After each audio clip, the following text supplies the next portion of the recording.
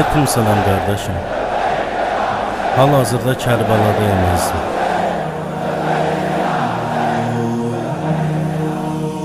Yazdım sənə bir namə uzaqdan, baxdıqca gözümdən yüzə göz yaş, verdim gətirə sala zərihə, bir dəvət olan səfalı yoldaş. Susuz yaralı edib ayrılığın nökərvi əzali, susuz yaralı. Bu il olmadım ağaniyə Kərbəlalı, yaralı, yaralı şahin.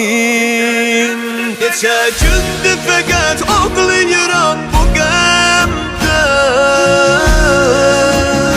yaralı şahin.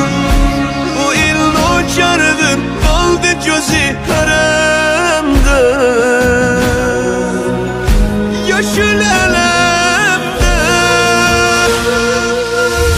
Gələnməsən özəmmərəm, hamı getdi ziyarətə, yanır qəlbim bu həsrətdə, gözüm hələ var inayətimə. Uzaq yoldan səlam ərbab, səlam ağacan, ürək darıxır bu ayrılığa, ziyarətimə gələnməmişəm. Mən aşıqınəm, mən aşıqınəm, mən aşıqınəm,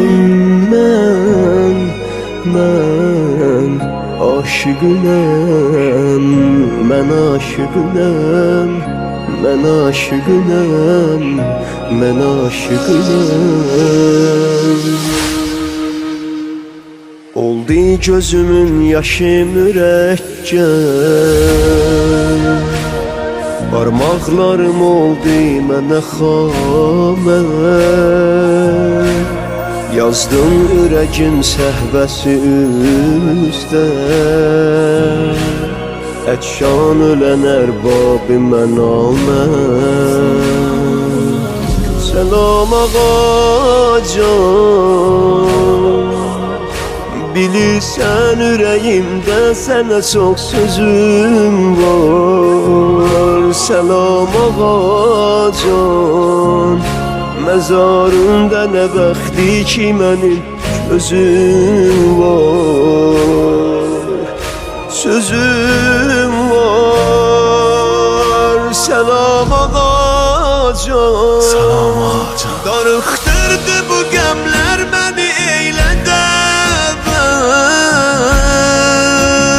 Səlam ağacan, nəsib eylə bu qəlbi sınğaziyarə.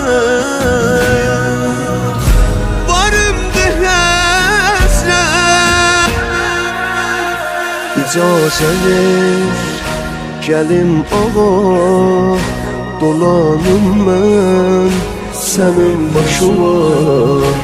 Ağa küsmə bu nökərdən, saçım ağarır, üzüm qaradır. Uzaq yoldan səlam ərbab, səlam ağacan, ürək darıxır bu ayrılığa, ziyarətimə gələnməmişəm. Mən aşıqınəm, mən aşıqınəm, mən aşıqınəm, mən aşıqınəm, mən aşıqınəm, mən aşıqınəm, mən aşıqınəm.